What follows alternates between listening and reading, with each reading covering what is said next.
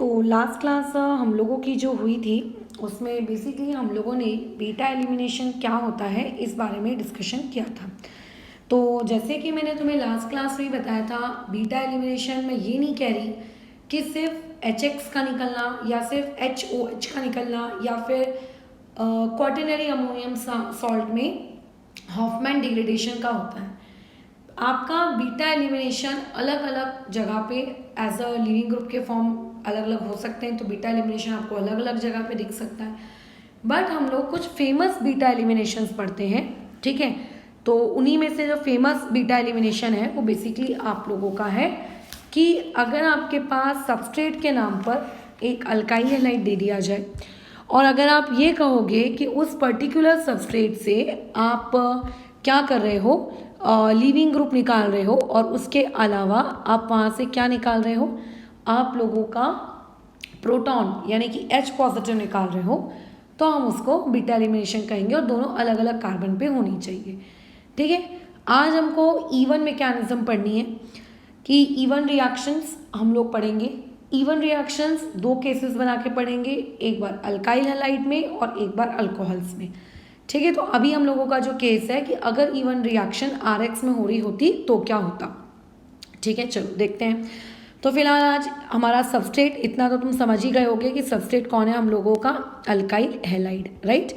अच्छा, दूसरी चीज़ अब सबसे इम्पॉर्टेंट यहाँ पर कि यहाँ पे आप रिएजेंट क्या लेंगे। मतलब जैसे हम लोगों को तुम्हें शायद याद होगा कि जब एसएन रिएक्शंस पढ़े थे तो एसएन रिएक्शन में तुम लोगों को ये बताया गया था कि आपको रिएजेंट एक न्यूक्लियोफाइल लेना होता है जो लिविंग ग्रुप को बेसिकली रिप्लेस करता है और यहाँ पे आप लोगों के बदले आ जाता है। तो यहाँ पर हम क्या लेते हैं, जब हम लोग बात करते हैं इवन मैकेनिज्म की, तो इवन मैकेनिज्म में हम लोग किसको अपना रिएजेंट मानते हैं।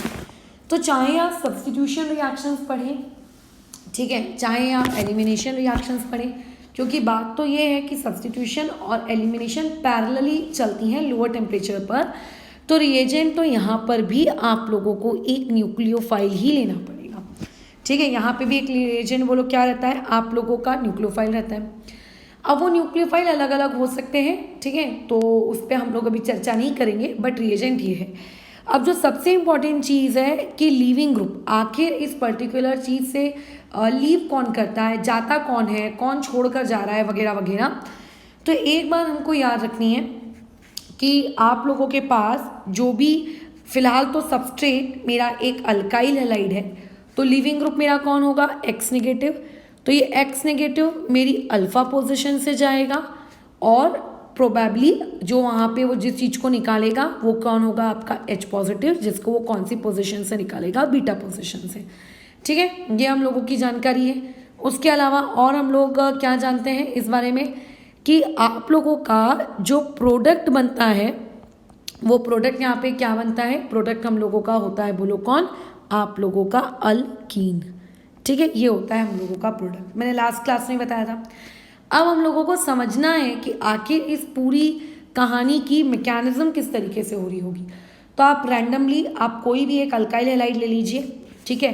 तो मैं एक फिलहाल अल्काइल हैलाइड ले लेती हूँ, जैसे कि मान लेते हैं मेरे पास इस तरीके से एक अल्काइल हैलाइड है Me, यहाँ पे Me, यहाँ पे आप लोगों का MECl टर्शरी वाला लिए हैं। अब याद रखना कि ये E1 आपके SN1 के जैसी ही है, बल्कि SN1 के साथ साथ आपको लोअर टेम्परेचर पे ये थोड़ा बहुत आप लोगों को मिल जाता है, ठीक है, समझ में आ रही है बात। तो ऐसे केस में यहाँ पे जो आप लोगों की स्टेप नंबर 1 होगी, उस स्टेप नंबर 1 में क्या होगा, सबसे पहले ये Cl जाएगा जैसे कि SN1 में जाता था, क्योंकि आपका जो उसके पीछे का एटमॉस्फेयर है वो क्राउडेड है ना, तो लिविंग ग्रुप आपका पहले जाएगा, फिर उसके बदले हो सकता है कुछ नया आना हो तो आएगा, या फिर आगे कुछ अगर होना है तो होगा, लेकिन सबसे पहली चीज़ क्या होती है, लिविंग ग्रुप को वहाँ से निकालो और वहाँ पे क्या क्रिएट करो, कार्बोकैटायन क्रिएट करो। तो चलो ठीक है, ये लिविंग ग्रुप चला गया, अपने बदले का यहाँ पे कार्बोकैटायन क्रिएट करके रह गया। और ये जो पर्टिकुलर स्टेप होती है, स्टेप नंबर 1, ये बेसिकली हम लोगों की क्या होती है, रेट डिटरमाइनिंग स्टेप होती है। चाहे आप क्या पढ़ो, आप एसएन रिएक्शंस पढ़ो या चाहे एलिमिनेशन रिएक्शंस, और यहाँ से हमको एक इंफॉर्मेशन पता चल गई, बोलो क्या, कि हमारा जो रिएक्शन इंटरमीडिएट इवन मैकेनिज्म में बनता है वो कौन होता है, कार्बोकैटायन। अब क्या होगा स्टेप नंबर 2 में, अगर ये रिएक्शन सब्स्टिट्यूशन के वाया जा रही होती, ठीक है, अगर ये रिएक्शन सब्स्टिट्यूशन के वाया जा रही होती तो ऊपर में आप लोगों का न्यूक्लियोफाइल आता। अच्छा एक चीज़ और है, क्योंकि यहाँ पे कार्बोकैटायन बन रहा है तो कार्बोकैटायन की पॉसिबिलिटी रहती है कि कार्बोकैटायन खुद को रीअरेंज करवाएगा, है ना, कार्बोकैटायन की पॉसिबिलिटी रहती है कि कार्बोकैटायन खुद को रीअरेंज करवाएगा। बट मैंने फिलहाल जो आप लोगों का कार्बोकैटायन लिया है वो ऑलरेडी हाईली स्टेबल है, उसके अंदर किसी भी प्रकार की कोई भी रीअरेंजमेंट की पॉसिबिलिटी नहीं है। अदरवाइज आपको हमेशा सोचना पड़ेगा कि इवन में पॉसिबिलिटी हो सकती है, ठीक है। तो एक दूसरा पॉइंट आप यहाँ पे याद रखेंगे, कार्बोकैटायन का जो रीअरेंजमेंट वाला प्रोसेस होता है, वो रीअरेंजमेंट वाला जो प्रोसेस है में अकर वो आप लोगों का हो सकता है, ठीक है। चलो अब आगे बढ़ते हैं। अगर मान लेते हैं ये रिएक्शन SN1 के वाया जा रही होती, ठीक है, अगर ये रिएक्शन SN1 के वाया जा रही होती तो बताओ प्रोडक्ट क्या बनता आप लोगों का।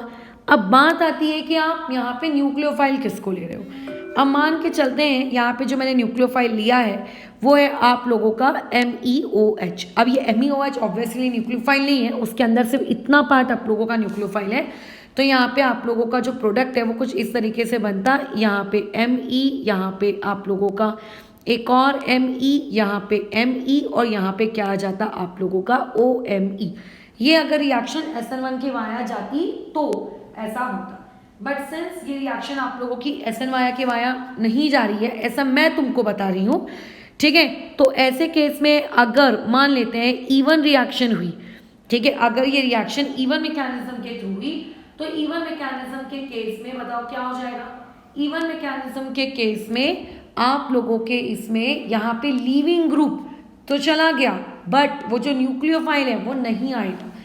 जब न्यूक्लियोफाइल को आपको लाना ही नहीं था तो फिर आप वहाँ पे एज अ न्यूक्लियोफाइल उसे यूज़ क्यों कर रहे हो, क्या मतलब है उस न्यूक्लियोफाइल को यूज़ करने का, क्या ज़रूरत क्या थी। सही बात है ना, अगर न्यूक्लियोफाइल को अंदर आना ही नहीं है, जब एलिमिनेशन में OMe आएगा ही नहीं सबस्ट्रेट के पास जुड़ने के लिए, तो भैया क्या ज़रूरत थी आप लोगों को क्या करने की, फालतू के OMe का यूज़ करने की, कोई ज़रूरत नहीं थी, है ना, कोई आवश्यकता नहीं थी। तो अब ध्यान से सुनो, जब हम सब्स्टिट्यूशन रिएक्शंस करते हैं तो आप जो वहाँ पे रिएजेंट लेते हो, ठीक है, वो रिएजेंट एक्ट करता है किसके जैसे एक्ट करता है, वो एक्ट करता है एज ए न्यूक्लियोफाइल, है ना, वो किसके जैसे एक्ट करता है एज ए न्यूक्लियोफाइल। लेकिन जब आप एलिमिनेशन रिएक्शन करते हो तो वही सेम निगेटिवली चार्ज स्पीशीज यानी कि MEOH में जो MEO निगेटिव है, ठीक है, उस MEOH में जो उसका रिएजेंट है, बोलो कौन, MEO नेगेटिव,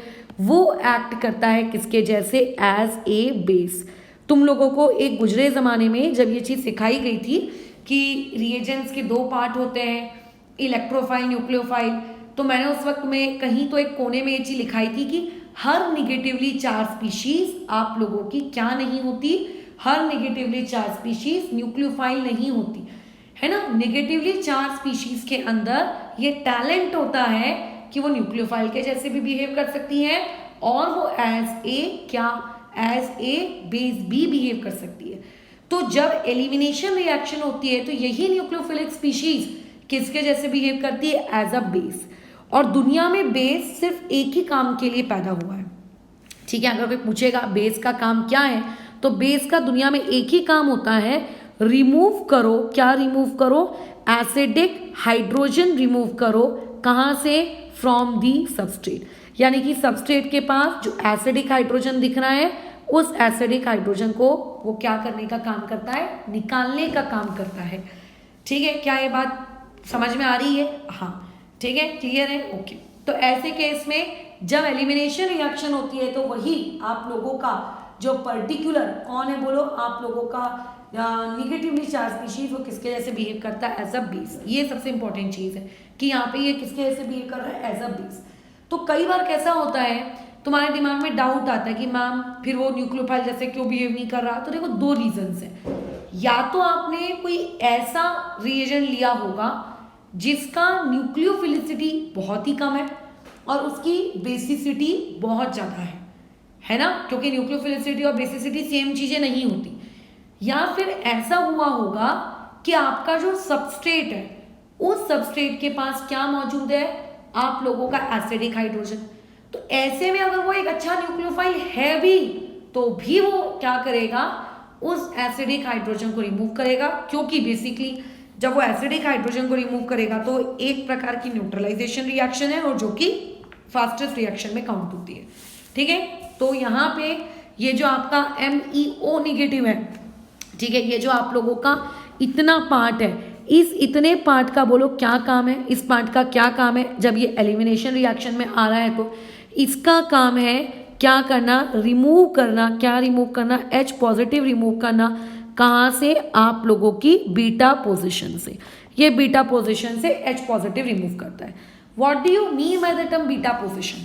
अच्छा चलो, तो एक बार ओरिजिनल क्वेश्चन में आ जाते हैं, फिर बातचीत करते हैं कि आखिर भैया बीटा पोजिशन किस बला को कहते हैं। तो देखो, क्लोरीन जिस कार्बन से कनेक्टेड है, यानी कि ये वाला carbon, this is my alpha, और वो कार्बन जिन कार्बन से डायरेक्टली कनेक्टेड है वो बीटा कार्बन। तो क्योंकि ये वाला मेरा कार्बन इस कार्बन से भी डायरेक्टली कनेक्टेड है, इस कार्बन से भी डायरेक्टली है, इससे भी डायरेक्टली है, तो ये बेसिकली ये सारी ही पोजिशंस क्या कहलाएंगी, बीटा। अब मुझे एक बात बताओ, ये जितनी भी बीटा पोजिशंस तुम्हें दिख रही है, क्या ये बीटा पोजिशंस आप लोगों की अलग अलग हैं क्या? मतलब अलग अलग भली हैं, बट क्या नेचर वाइज अलग अलग हैं क्या? नहीं, सभी तो एम ही है यार, फिर अलग तो कुछ भी नहीं है। तो इनमें से मैं किसी एक को अपना बीटा मान लेती हूँ, मैं इनमें से किसी एक को अपना बीटा मान लेती हूँ। चलो, मेरे को पसंद है नीचे वाला, तो मैंने नीचे वाले को अपना बीटा मान लिया और उसको मैंने कुछ इस तरीके से आप लोगों के सामने एक्सपैंडेड व्यू में दिखा दिया, क्योंकि सभी आइडेंटिकल थे, है ना, सभी आइडेंटिकल थे, तो मैं किसी को भी अपना बीटा मान सकती थी, तो मैंने उसको अपना बीटा मान लिया। ठीक है, तो ये मेरा बीटा कार्बन है। अब इस बीटा कार्बन से जो हाइड्रोजन जुड़े हुए होते हैं, ठीक है, इस बीटा कार्बन से जो हाइड्रोजन जुड़े हुए होते हैं, बेसिकली इस MEO निगेटिव, ये जो MEO निगेटिव है ना, ये MEO निगेटिव आता है इस बीटा हाइड्रोजन को, बोलता है कि चल मेरे पास इलेक्ट्रॉन्स हैं, अपन दोनों निकलते हैं बाहर। और क्या होता है, MEO उस बीटा हाइड्रोजन को, चलो उस हाइड्रोजन के ऊपर मैं स्टार लगा देती हूँ, उस पर्टिकुलर हाइड्रोजन को लेकर बोलो वो उड़ जाता है ये बाहर, चलो मैं तो निकला बाहर। और अगर वो उड़कर चला गया तो ऐसे केस में यहाँ पे जो ये 2 इलेक्ट्रॉन्स हैं, क्या वो 2 इलेक्ट्रॉन्स अपने साथ में लेकर जाएगा क्या? नहीं, क्योंकि MEO नेगेटिव जब H के साथ बॉन्ड बनाने आया तो उसने क्या बोला कि मेरे पास इलेक्ट्रॉन्स है, तू बस बाहर आ जा। जैसे बोलते हैं कई बार दोस्त, अच्छा चल चल मेरे पास पैसे हैं, मैं तेरे को खिला देता हूँ। तो वैसी बातचीत है कि वहाँ पे वो बोल रहा है मेरे पास इलेक्ट्रॉन्स है, मैं तेरे को क्या करता हूँ, निकलवा लेता हूँ, तेरे साथ बॉन्ड बना लेता हूँ, तू अपने इलेक्ट्रॉन्स ना इस कार्बन को दे दे। तो ऐसे में जब ये स्पीशीज निकल जाएगी तो निकल जाने के बाद ये कुछ आपको ऐसा ही लगता है इस तरीके का दिखेगा, ये कुछ आपके पास प्रोडक्ट ME, यहाँ पे एक और ME, ठीक है, साथ ही साथ में यहाँ पे पॉजिटिव चार्ज, और यहाँ पे आप लोगों का कार्बन, और यहाँ पे बोलो क्या, एक हाइड्रोजन यहाँ, एक हाइड्रोजन यहाँ, और इसके ऊपर क्योंकि 2 इलेक्ट्रॉन्स हैं इसीलिए यहाँ पे निगेटिव चार्ज। अब देखो, कार्बन की टेंडेंसी होती है 4 बॉन्ड बनाने की, बट यहाँ पे ऊपर और नीचे दोनों के ही कार्बन लोगों ने क्या बनाए हैं, 3-3 बॉन्ड।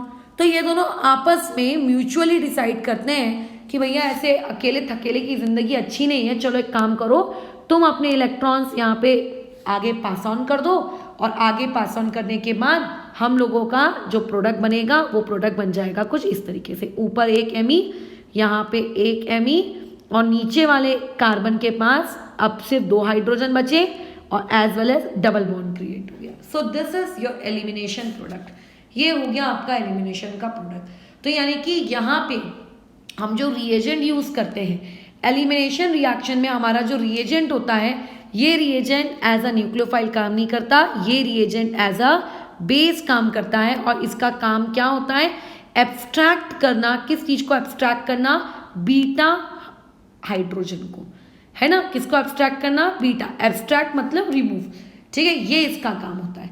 और अगर मान लेते हैं ये रिएक्शन मॉडरेट टेम्परेचर पे हो रही है, लेट से रूम टेम्परेचर पे, तो रूम टेम्परेचर में आपका रिएजेंट, ठीक है, आपका रिएजेंट किसको प्रेफर करता है, सब्स्टिट्यूशन को। यानी कि वो क्या करेगा, ऊपर वाला जो प्रोडक्ट है वो ज़्यादा क्वांटिटी में बनाएगा और नीचे वाला प्रोडक्ट आपका लेस क्वांटिटी में बनाएगा। लेकिन अगर आप चाहते हो कि काश मेरा एलिमिनेशन ढेर सारा प्रोडक्ट बने, बहुत सारा एलिमिनेशन का प्रोडक्ट बने, सब्स्टिट्यूशन ना बने, तो आपको टेम्परेचर इंक्रीज करना पड़ेगा 50 से 80 डिग्री सेल्सियस, जैसा कि मैंने लास्ट क्लास में बनाया था।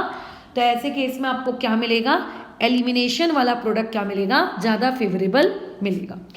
तो अभी ये जो सेकेंड स्टेप होती है, जब आप लोगों का reagent as a base act करता है और बीटा हाइड्रोजन को लेकर जाता है, ये आप लोगों की कैसी स्टेप होती है, फास्ट। तो इनडायरेक्टली इवन रिएक्शन टोटल कितने स्टेप्स में हुई, आप लोगों की 2 स्टेप्स में होती है इवन रिएक्शन। इसमें से जो आपकी फर्स्ट स्टेप होती है, ये फर्स्ट स्टेप आप लोगों की कैसी स्टेप है बताओ, ये आप लोगों की कैसी स्टेप है, फास्ट स्टेप है। सॉरी, ये फर्स्ट स्टेप आपकी कैसी है, स्लो स्टेप है, यानी कि आरडीएस। और जो सेकंड स्टेप होती है, ये सेकंड स्टेप हम लोगों की कैसी होती है, फास्ट स्टेप होती है। और क्या जानते हो इवन रिएक्शन के बारे में, सिंस पहली वाली जो आपकी रिएक्शन है, जो पहली वाली आपकी स्टेप है वो आरडीएस है, तो आरडीएस है, इसका मतलब रेट जो है आप लोगों का आरडीएस से ही तो डिटरमाइन होता है। अब देखो ये जितना भी मैं बोल रही हूँ ना, ये सारी चीज़ें डिटेल में स्लोली ऑलरेडी SN1 में समझाई गई है कि रेट कैसे लिखते हैं, ऑर्डर किसे कहते हैं। तो अभी मैं कम से कम इतना तो एक्सपेक्ट कर सकती हूँ कि वही सेम चीज़ अगर मुझे वापस से रेप्लिकेट करके बतानी है तो मैं थोड़ा तेज बोलूँ, है ना, जल्दी बोलूँ, वापस से डिटेल में ना समझाते हुए कि रेट क्यों मैंने ऐसी लिखी, क्यों वैसी नहीं लिखी, क्योंकि रेट किसके अकॉर्डिंग लिखी जाती है, आरडीएस के अकॉर्डिंग। और आरडीएस हमारी पहली स्टेप है, और पहली स्टेप में सिर्फ और सिर्फ हम लोगों का किसका काम था, सबस्ट्रेट का काम था, वहाँ तो रिएजेंट का कोई काम था ही नहीं। इसीलिए इवन रिएक्शन में भी रेट डायरेक्टली सिर्फ और सिर्फ किस पर डिपेंड करेगी, सबस्ट्रेट की कंसंट्रेशन पर, है ना। SN1 रिएक्शन के जैसे इसकी भी ऑर्डर बोलो कितनी होती है, 1 होती है, ठीक है। इसकी भी ऑर्डर बोलो कितनी होती है, 1 होती है। क्या ये बात क्लियर है, इसका भी ऑर्डर बराबर कितना हो जाता है, 1 हो जाता है, ठीक है। ये तो हम लोगों ने लास्ट टाइम आप लोगों के किस में पढ़े थे, SN1 में पढ़ा था। अब यहाँ पे रिएक्शन इंटरमीडिएट के नाम पे क्या बनता है, कार्बोकैटायन यहाँ पे फॉर्म होता है। अगर कार्बोकैटायन फॉर्म हो रहा है तो एक बात हमेशा याद रखना, जो रीअरेंजमेंट होता है उस रीअरेंजमेंट की जो पॉसिबिलिटी होती है, वो रीअरेंजमेंट की पॉसिबिलिटी क्या हो जाती है बताओ, इंक्रीज हो जाती है। यानी कि जब भी आप प्रोडक्ट लिखें आपको इस बात की सावधानी रखनी पड़ेगी कि कहीं रीअरेंजमेंट तो नहीं हो रहा है, क्योंकि अगर कहीं रीअरेंजमेंट हो रहा होगा तो पहले रीअरेंज करवाओगे, उसके बाद एलिमिनेट करवाओगे, ठीक है। याद रखना, अगर मैं एलिमिनेशन की बात कर रही हूँ तो इसका नियम क्या है, पहले आपको क्या करवाना पड़ेगा, पहले आप रीअरेंज करवाओ, ठीक है। आप पहले रीअरेंज करवाओ और रीअरेंज करवाने के बाद फिर एलिमिनेट करवाओ, के बाद एलिमिनेट करवाओ, ध्यान रखना ये वाली चीज़, ठीक है। कई लोग पहले करवा देते हैं, लेकिन आपको इस बात का ध्यान रखना है। दूसरी पॉइंट और क्या है, जैसे लास्ट क्लास में हमारी बातचीत इस टॉपिक पे हुई थी कि आप लोगों का जो रिएक्शन होती है उस रिएक्शन में आप लोगों को जो प्रोडक्ट्स मिलते हैं अल्कीन मिलते हैं। अब अल्कीन की जो स्टेबिलिटी होती है वो बेसिकली अल्कीन की स्टेबिलिटी इस बात पे डिपेंड करती है कि हाइपर कंजुगेशन के थ्रू, यानी कि अल्फा हाइड्रोजन्स के वाया वो खुद को कितना ज़्यादा क्या करवा पा रहा है, बोलो, स्टेबल करवा पा रहा है। तो मैंने कहा था कुछ लोग 90% लोग आप लोगों के इस रूल को फॉलो करते हैं, जो कि सेटजेफ का रूल कहलाता है बेसिकली, और कई लोग नहीं फॉलो करते हैं। तो जो इवन रिएक्शन होती है, इवन रिएक्शन में अगर आपको ये डिसाइड करना है कि मेजर प्रोडक्ट कौन है, तो मेजर प्रोडक्ट आप किसके अकॉर्डिंग डिसाइड करोगे, सेटजेफ के रूल के अकॉर्डिंग डिसाइड करोगे, ठीक है। यानी कि आप किसके अकॉर्डिंग डिसाइड करोगे, अल्फा हाइड्रोजन्स के अकॉर्डिंग डिसाइड करोगे। इसका मतलब ये कि जितने ज़्यादा आपके पास क्या होंगे, अल्फा हाइड्रोजन्स होंगे, आप लोगों के पास उतना ही ज़्यादा आपका प्रोडक्ट क्या होगा, मेजर होगा। जो हमने हाइपर कॉन्जुगेशन में पढ़ा था ना, बस उसी की बातचीत कर रही हूँ। जो हमने हाइपर कॉन्जुगेशन में पढ़ा था बस उसी की बातचीत यहाँ पे चल रही है, ठीक है। अच्छा, तो आप आगे कंटिन्यू करते हैं। ये तो एक जनरल बेसिक बातचीत हो गई। हाँ, अब एक बातचीत और ध्यान रखना, क्योंकि हम लोगों का जो रेट है सिर्फ और सिर्फ किस पे डिपेंड कर रहा है, सबस्ट्रेट पे डिपेंड कर रहा है। इसका ये मतलब है कि कंसंट्रेशन ऑफ बेस, ठीक है, इससे रेट को कोई फर्क नहीं पड़ता, ठीक है, इससे रेट को कोई फर्क नहीं पड़ता किस चीज से, आप लोगों के कंसंट्रेशन ऑफ बेस से। ठीक है, यानी कि अगर आप बेस की कंसंट्रेशन 6 गुना करो, 10 गुना करो, आधी कर दो, उसे ढेला भर का फर्क नहीं पड़ेगा। किस बात से कि आप लोगों का जो पर्टिकुलर क्या है रेट है वो क्या है, उसको कोई दिक्कत नहीं। रेट सिर्फ और सिर्फ सबस्ट्रेट पर ही डिपेंड करता है। ठीक है, किस और किस पे डिपेंड करता है, सबस्ट्रेट पर ही डिपेंड करता है। अच्छा, यहाँ तक हमारी बातचीत हो गई। चलिए अब क्वेश्चंस की तरफ मूव करते हैं। जैसे कि एक क्वेश्चन तुम्हें दिया जाता है फॉर एग्जाम्पल इस तरीके से। ठीक है, अच्छा, और यहाँ पे आप लोगों का ME, यहाँ पे आप लोगों का BR, थोड़ा सा इसको नीचे खिसका लेते हैं हम यहाँ पर, ये लो। चलो अब बताओ, इसमें मैंने कहा कि मैं एक रिएजेंट डाल रही हूँ। फिलहाल तो मैं जो रिएजेंट डाल रही हूँ let it be OH negative. ठीक है, अब तुम ये अच्छे से जानते हो कि आपको एलिमिनेशन के अकॉर्डिंग प्रोडक्ट लिखना है। मैं ये नहीं कह रही कि सब्स्टिट्यूशन वाला प्रोडक्ट नहीं बनेगा, वो भी बनेगा, बट क्योंकि हमारी क्लास क्या चल रही है, एलिमिनेशन की क्लास चल रही है, तो हम लोग सिर्फ एलिमिनेशन वाले प्रोडक्ट पे फोकस करेंगे। अच्छा बताइए, सबसे पहली स्टेप क्या होती है? सबसे पहली स्टेप ये होती है कि आप BR को यानी कि लिविंग ग्रुप को आप हटा दीजिए। ठीक है, तो चलो हटा देते हैं। तो यानी कि स्टेप नंबर 1 में अगर मैंने BR को हटाया तो मेरे पास कुछ इस तरीके का प्रोडक्ट बनेगा। क्या ये कार्बोकैटायन और हम लोग इसको करवा सकते हैं क्या रीअरेंज? नहीं होगा। तो बताओ स्टेप नंबर 2 में क्या होगा? आप ध्यान से सुनना। स्टेप नंबर 2 में एलिमिनेशन होगा। कहाँ से? जहाँ पे कार्बोकैटायन बना है वो आपकी अल्फा पोजीशन, उससे जो डायरेक्टली कनेक्टेड है वो आपकी बीटा पोजीशन। अब बताओ, ये मेरी अल्फा पोजीशन थी, इससे डायरेक्टली कितने लोग कनेक्ट थे? इससे डायरेक्टली एक ये वाला एमी कनेक्टेड था, इससे डायरेक्टली एक ये वाला स्पीशीज कनेक्टेड था, और इससे डायरेक्टली क्या था, एक बार आप लोगों का ये वाला कार्बन भी कनेक्टेड था। बाप रे, यहाँ तो 3 लोग डायरेक्टली कनेक्टेड हैं, इसका मतलब 3 बीटा पोजीशन। बिल्कुल। तो देखो, ये हमारी एक बीटा पोजीशन, ये हमारी एक और बीटा पोजीशन, बट इसको बीटा पोजीशन देके कोई मतलब है क्या? कोई मतलब नहीं है। क्यों? क्योंकि ये दोनों बीटा पोजीशंस तो सेम है। मैडम आपको कैसे पता कि दोनों बीटा पोजीशन सेम है? भाई वो भी एमी, ये भी एमी, और ऊपर से उन एमी के आजू बाजू कोई मतलब दोनों में कोई डिफरेंस नहीं है, इसीलिए दोनों कैसे है? सेम है। तो दो अलग अलग बीटा पोजीशन, सेम ही लोगों को अलग अलग बीटा पोजीशन नाम देके तुम लोगों को क्या प्राप्त हो जाएगा? तो उन दोनों में से किसी एक को अपना बीटा पोजीशन मान लो। मैंने ऊपर वाले को अपना बीटा मान लिया, तुम चाहो तो नीचे वाले को भी मान सकते थे। तो ये एक मेरा बीटा पोजीशन है और एक बीटा पोजीशन यहाँ है। आपको पूरी स्टेप दिखाने की जरूरत नहीं है कि OH निगेटिव आएगा, बीटा से H लेकर जाएगा, वो सब नहीं सोचना है आपको। ठीक है, आपको वो सब नहीं सोचना है कि OH निगेटिव आएगा, बीटा से H लेकर जाएगा, वो सब नहीं। सिंपली क्या करो, जहां पॉजिटिव है उसके बाजू में बीटा दिख रहा है ना, वहां से एक हाइड्रोजन हटा दो। और बॉन्ड लाइन स्ट्रक्चर्स में तो आपको वैसे भी हाइड्रोजन हटा के दिखाने की जरूरत नहीं होती है, सिंपली वहां पे क्या बना दो, डबल बॉन्ड। ठीक है, वहां पे सिंपली क्या बना दो, डबल बॉन्ड, यानी कि ऐसा है ना। लेकिन एक और बीटा मौजूद है यहाँ, तो अगर एक और बीटा मौजूद है तो ये वाली चीज बोलो कैसी होगी आप लोगों की, ऐसी, ये होगा। तो ये हम लोगों को 2 प्रोडक्ट्स मिलेंगे। अब आपको ये डिसाइड करना है कि इसमें से आप लोगों के पास मेजर प्रोडक्ट कौन सा होगा। ठीक है, आपको ये डिसाइड करना है कि इन दोनों में आप लोगों का मेजर प्रोडक्ट कौन सा होगा। तो कैसे डिसाइड करेंगे कि इन दोनों में से मेजर प्रोडक्ट बताओ कौन सा होगा? तो आपको मैंने बताया था हाइपर कंजुगेशन वाला टॉपिक पढ़कर आना, वो अगर पता है तो पट बता दोगे। बोलो इस पर्टिकुलर क्वेश्चन में ऊपर वाले में आपको कितने अल्फा हाइड्रोजन दिख रहे हैं? यहाँ पे 3, यहाँ पे 2, यानी कि टोटल यहाँ 5 अल्फा हाइड्रोजन है। इस वाले पर्टिकुलर में चेक करूँ तो इस तरफ से 3, इस तरफ से भी 3, इस तरफ से भी 3, यानी कि टोटल 9 अल्फा हाइड्रोजन है। गजब।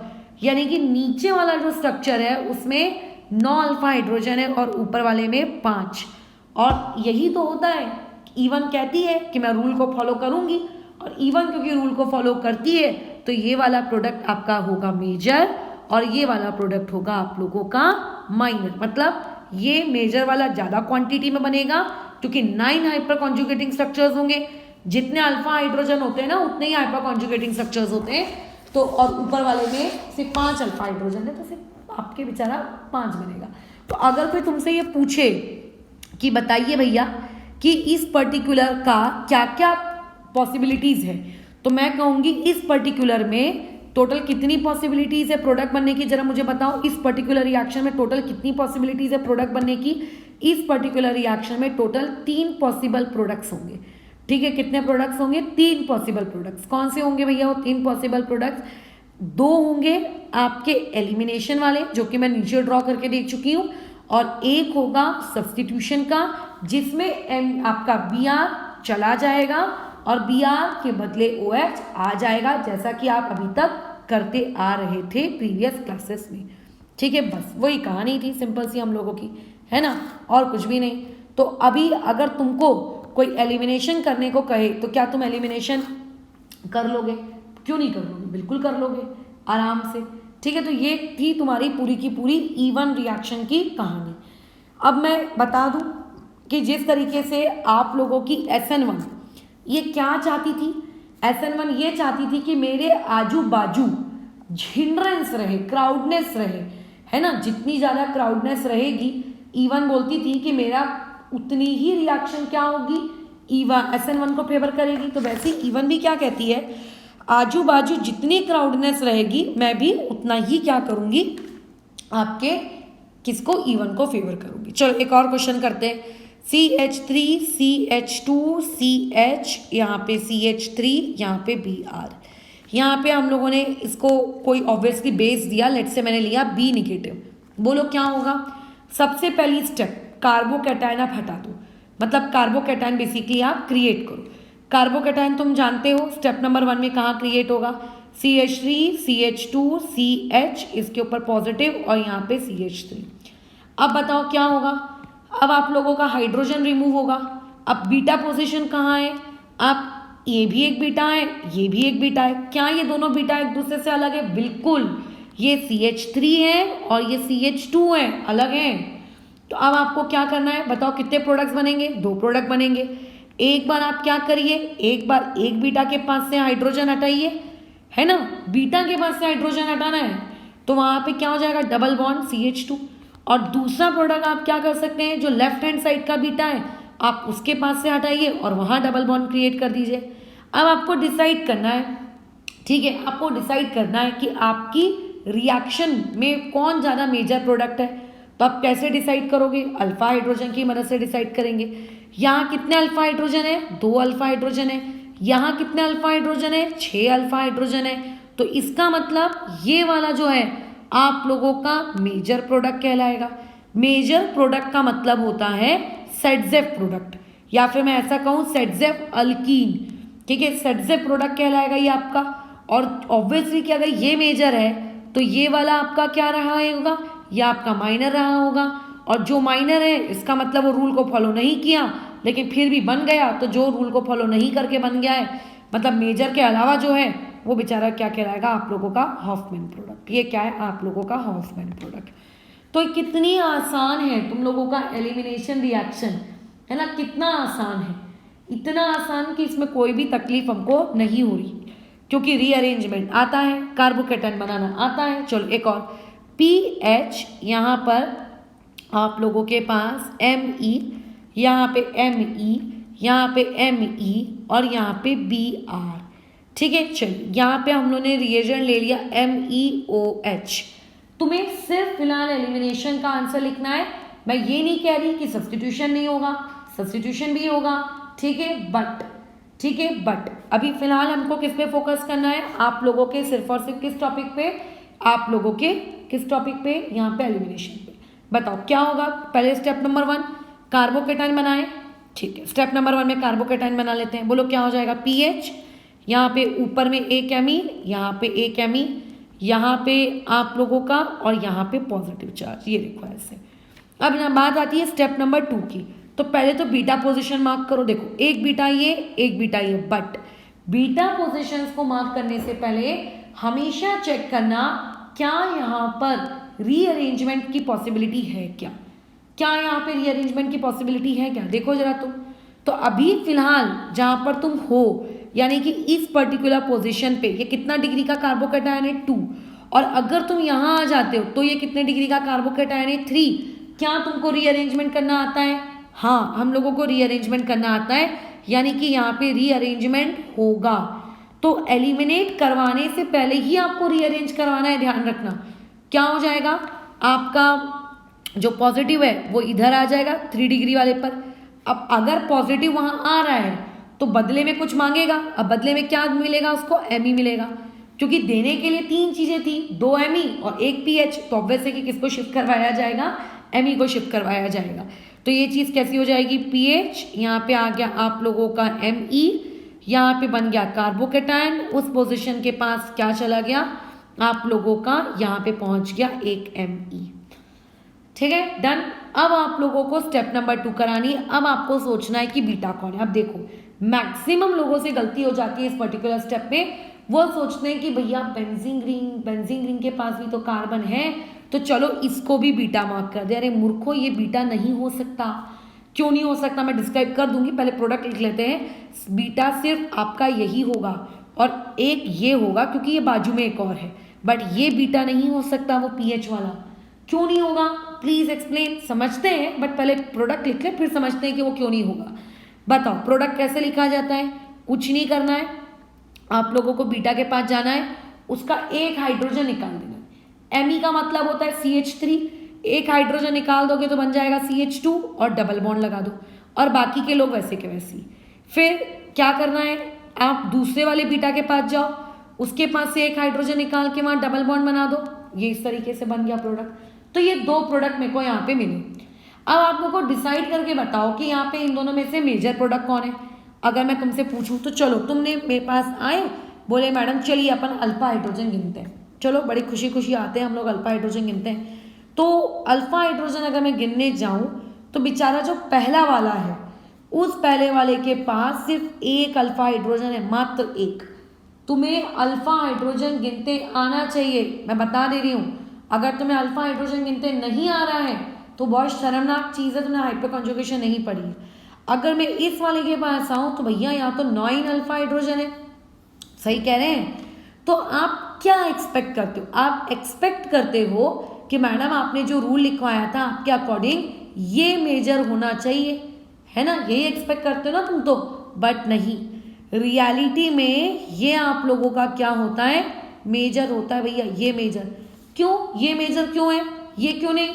हमारा हमेशा कंसर्न क्या होता है, हमारी अल्कीन स्टेबल रहे, है ना। आप अभी स्टेबिलिटी किसके अकॉर्डिंग चेक कर रहे हो, अल्फा हाइड्रोजन के अकॉर्डिंग चेक कर रहे हो। बराबर कह रही हूं मैं। जब तुमने जीओसी पढ़ी थी तब तुम्हें क्या बताया था, इंडक्टिव से ज्यादा ताकतवर कौन होता है, हाइपर कॉन्जुगेशन, है ना। और उस हाइपर कॉन्जुगेशन से ज्यादा ताकतवर कौन होता है, रेजोनेंस। रेजोनेंस से ज्यादा ताकतवर कौन होता है, एरोमेटिसिटी। तो तुम्हें नहीं लगता कि माना कि यहाँ पे अल्फा हाइड्रोजन कम है, लेकिन यहाँ पर देखो डबल सिंगल, और ये पूरी की पूरी बेंजीन रिंग, तो बेंजीन रिंग में तो अल्टरनेट डबल सिंगल तो वैसे भी होता है। तो डोंट यू थिंक कि यहाँ पे तो बहुत अच्छी खासी कॉन्जुगेशन हो रही है।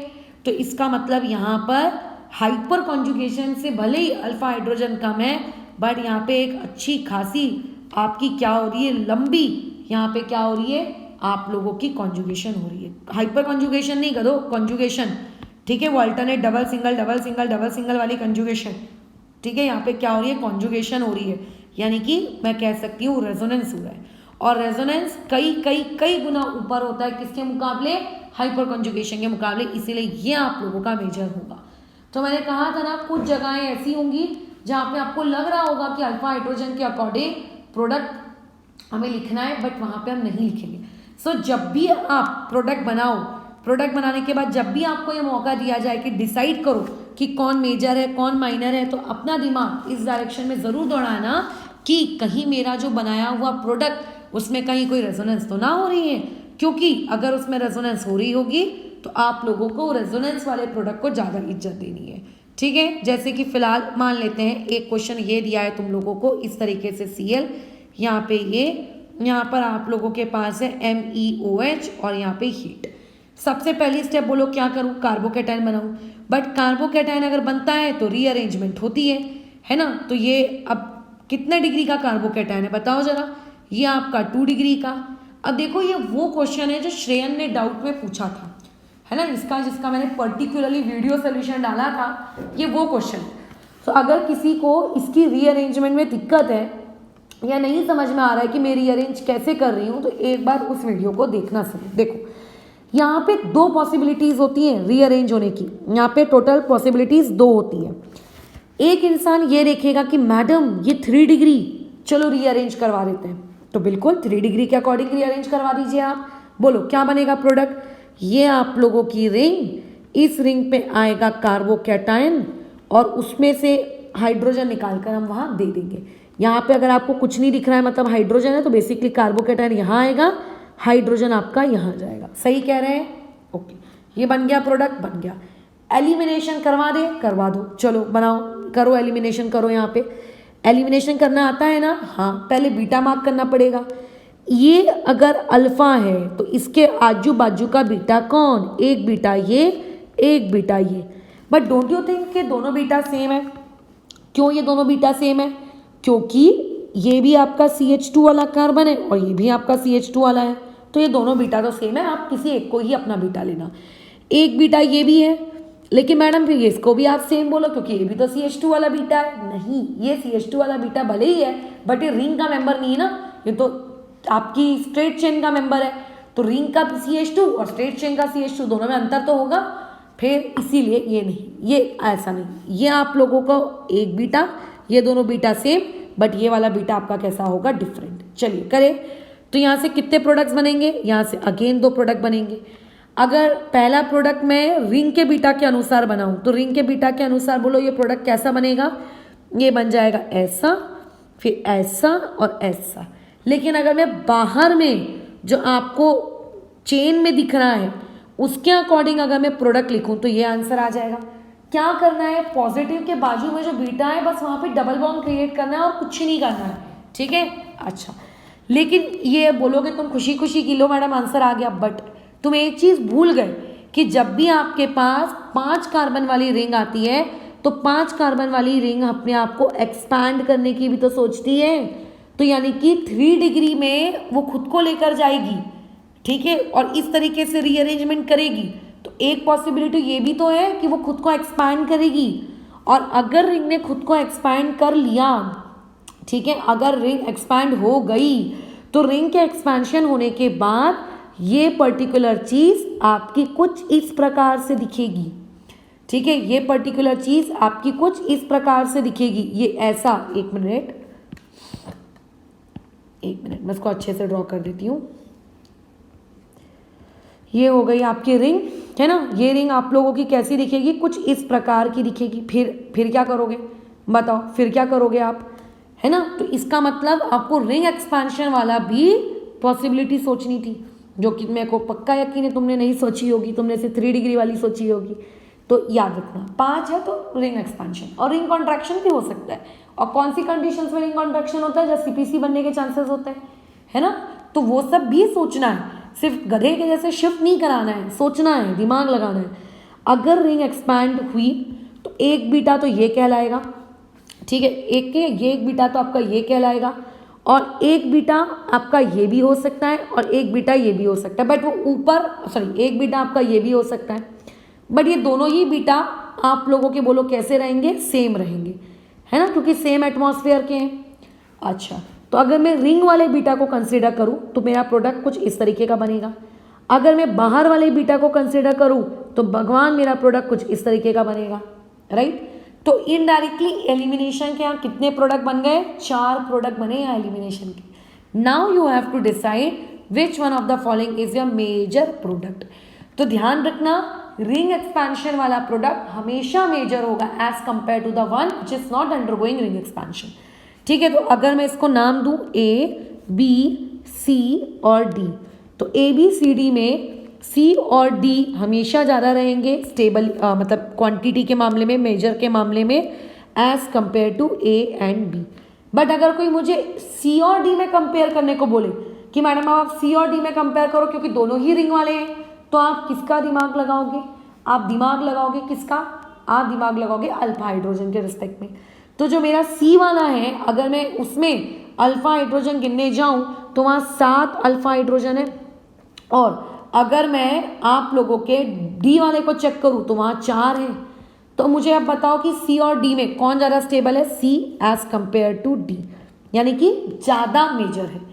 अगर ए और बी में मैं चेक करूँ कि किसके पास कितने अल्फा हाइड्रोजन है, तो मेरे को ये देखने को मिलेगा कि इस वाले के पास 6 अल्फा हाइड्रोजन है ना। इस वाले के पास कितने हैं? 6 हैं, बराबर। अच्छा, और इस वाले के पास कितने हैं भैया? इसके पास तो 7 अल्फा हाइड्रोजन है।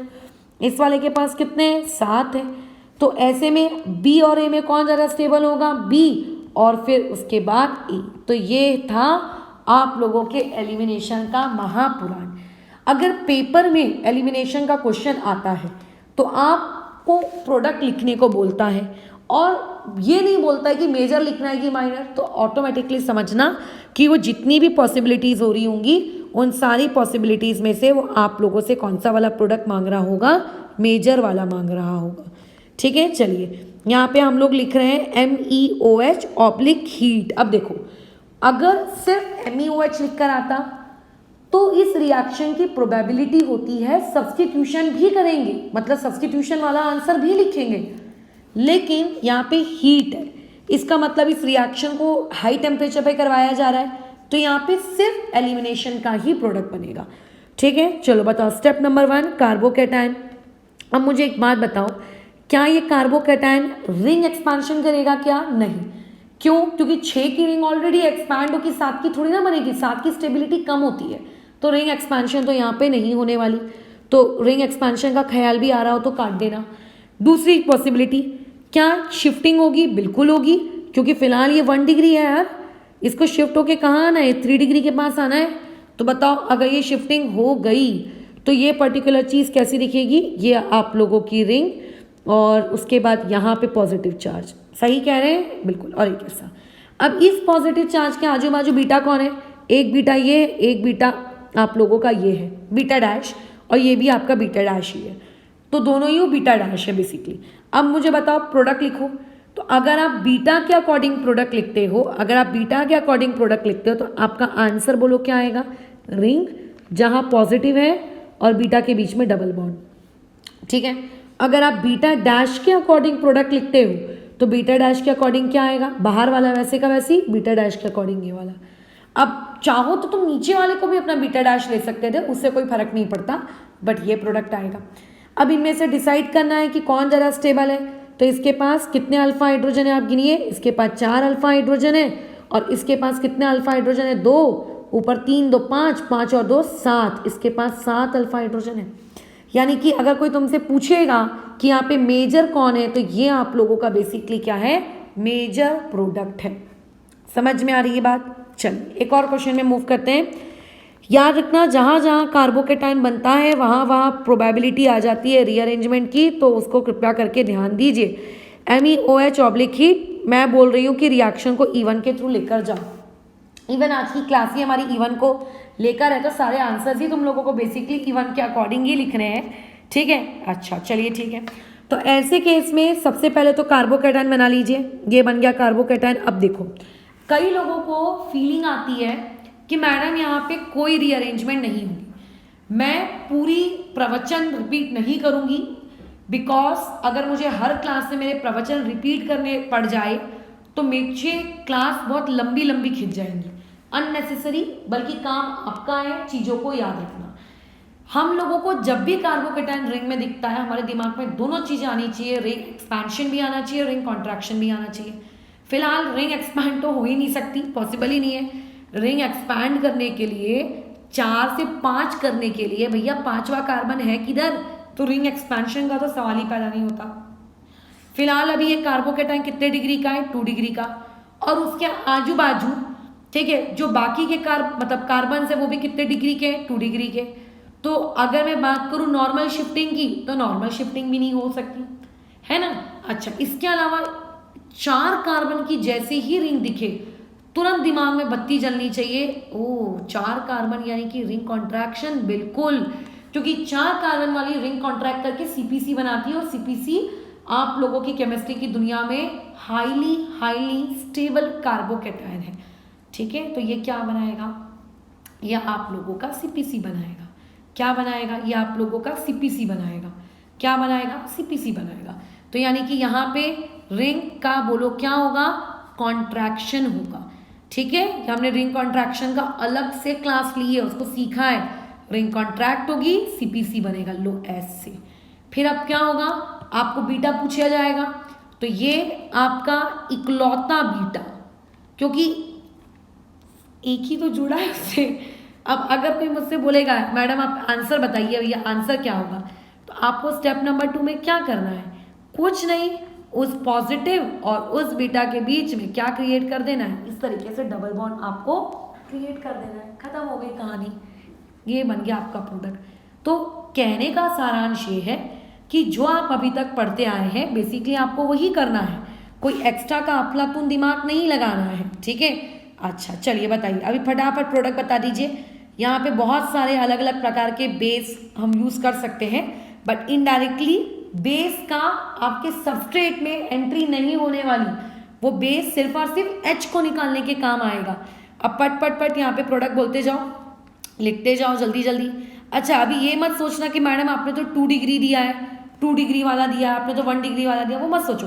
मैं कह रही हूँ ना, आज की क्लास इवन है, सब इवन के अकॉर्डिंग लिख डालो फटफट। 3 क्वेश्चन देते हैं, मेरे को तो देखो चीज़ें डायरेक्ट लिखने की आदत है, तुमको नहीं है, तो तुम कैसा है उस चीज़ को पॉज करना और डायरेक्ट लिखना। अब देखो, अभी आपको मैंने कहीं पे भी यहाँ पे मैंने लिख दिया फॉर एग्जांपल बी नेगेटिव, ठीक है, हीटिंग, यहाँ पे मैंने आप लोगों को लिख दिया CH3OH। चलो अब बोलो आंसर क्या बनेगा। पहले वाले में मैंने हीटिंग लिखी है, हीटिंग यानी कि सिर्फ एलिमिनेशन का प्रोडक्ट, और अगर सिर्फ एलिमिनेशन का प्रोडक्ट है तो वहाँ तो एक ही पॉसिबिलिटी है, और वो एक पॉसिबिलिटी है ये खुद, और कोई पॉसिबिलिटी नहीं है। हाँ, आप चाहो तो राइट साइड से निकाल सकते थे, राइट और लेफ्ट क्योंकि सेम थे तो मैंने कहीं से भी निकाला।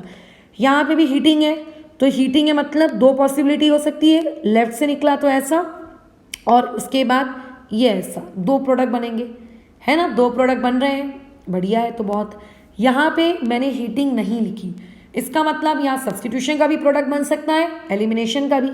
खैर, इस वाले टॉपिक पे तो अभी हम लोग बातचीत कर चुके हैं, है ना। इसमें टोटल कितने एलिमिनेशन के प्रोडक्ट बनते हैं, यहाँ 4 एलिमिनेशन के प्रोडक्ट बनते हैं।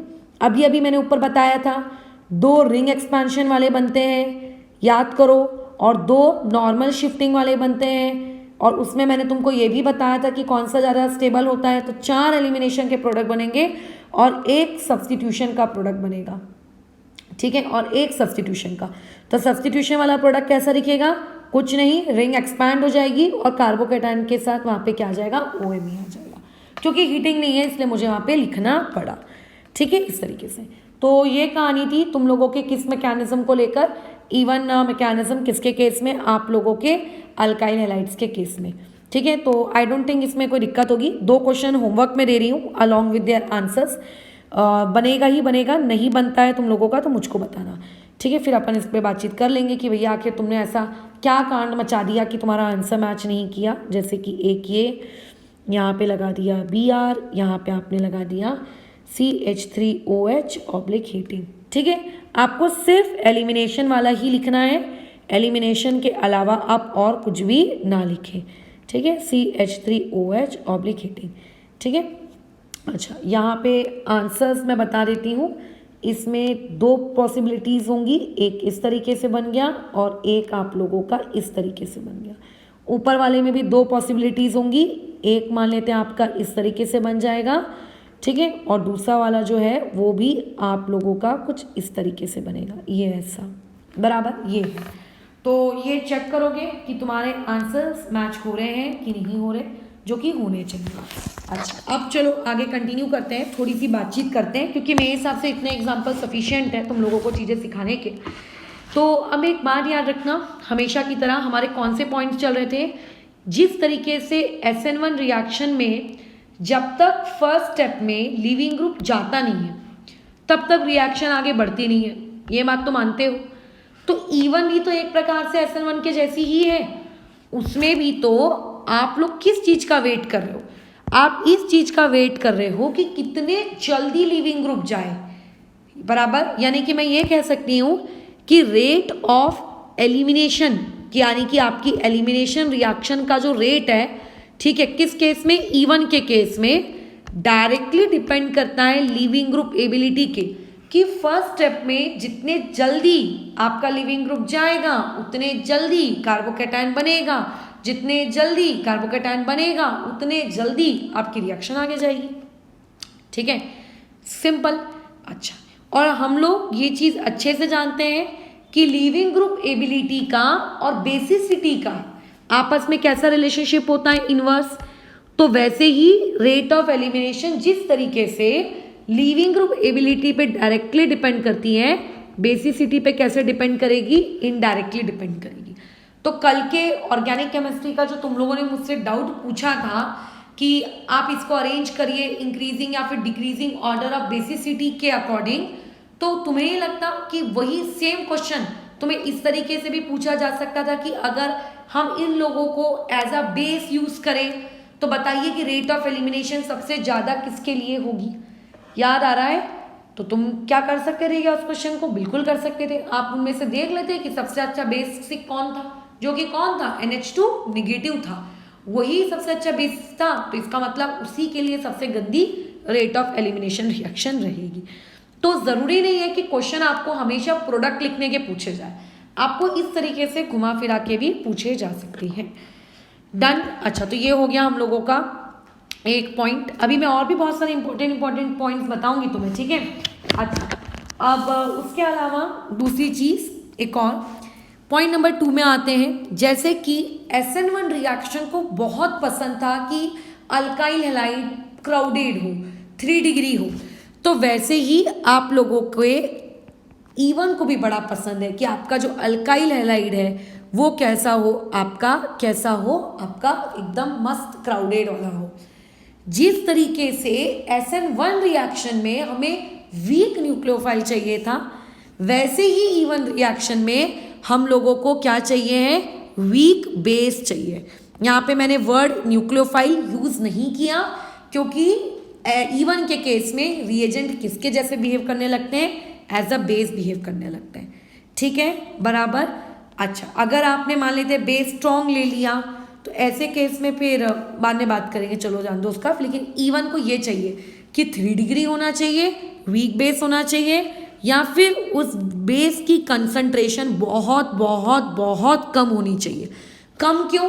अगर बेस की कंसंट्रेशन ज़्यादा हो गई तो वो हम लोग सीखेंगे इस पूरे के एंडिंग में कि ज़्यादा होने से क्या फ़र्क पड़ेगा वगैरह वगैरह। बट ये जिस तरीके से आपकी SN1 की जो रिएक्शन थी उसको क्या चाहिए होते थे, पोलर प्रोटिक सॉल्वेंट्स।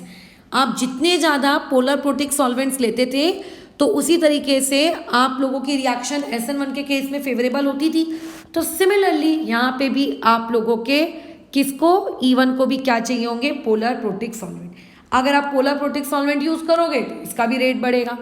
जिस तरीके से SN1 के लिए कैटलिस्ट के तौर पे कौन काम करता था, कैटलिस्ट के तौर पे वहाँ पे काम करते थे आप लोगों के Ag पॉजिटिव वाले लोग, Pb2 पॉजिटिव वाले लोग, है ना, या फिर AlCl3 वाले लोग, या फिर ZnCl2 वाले लोग। वही सेम लोग यहाँ पे भी एज ए कैटलिस्ट यूज करेंगे, यहाँ पे ये लोग भी एज अ कैटलिस्ट यूज करेंगे। जिस तरीके से हमने जब SN1 मैकेनिज्म पढ़ी थी, हमने SN1 मैकेनिज्म में क्या पढ़ा था कि अगर मान लेते हैं बहुत ज़्यादा क्राउडिंग क्रिएट हो जाए, कौन सी पोजीशन पे, बीटा पोजीशन पे, तो बीटा पोजीशन पे बहुत ज़्यादा क्राउडिंग हो जाने से क्या हो जाती है, आप लोगों की SN1 रिएक्शन की रेट बढ़ जाती है। तो उसी तरीके से यहाँ पे E1 रिएक्शन की भी रेट बढ़ जाएगी, क्योंकि आखिर अल्टीमेटली E1 भी तो यही चाहती है ना, E1 भी तो यही चाहती है कि हाँ भाई, हाँ जल्दी से आप लोगों का क्राउडिंग हो तो जल्दी जल्दी मैं फटाफट अपने उस एक्स को भगाऊं। ठीक है, तो तुम्हें नहीं लगता कि सारे पॉइंट्स बहुत ज़्यादा मैच कर रहे हैं SN1 के साथ? बिल्कुल। अगर किसी इंसान को SN1 याद है तो उसको ये सब चीज़ें भी याद है। ठीक है, चलो अब कुछ और पॉइंट्स पे बात करते हैं हम लोग। जैसे कि स्टीरियो केमिस्ट्री के रिस्पेक्ट में अगर मैं बात करूँ कि आप लोगों का जो प्रोडक्ट बन रहा है वो प्रोडक्ट कैसा है, तो एक बात हमेशा याद रखना, 2 वर्ड्स होते हैं, एक होता है स्टीरियो स्पेसिफिक और एक होता है स्टीरियो सिलेक्टिव।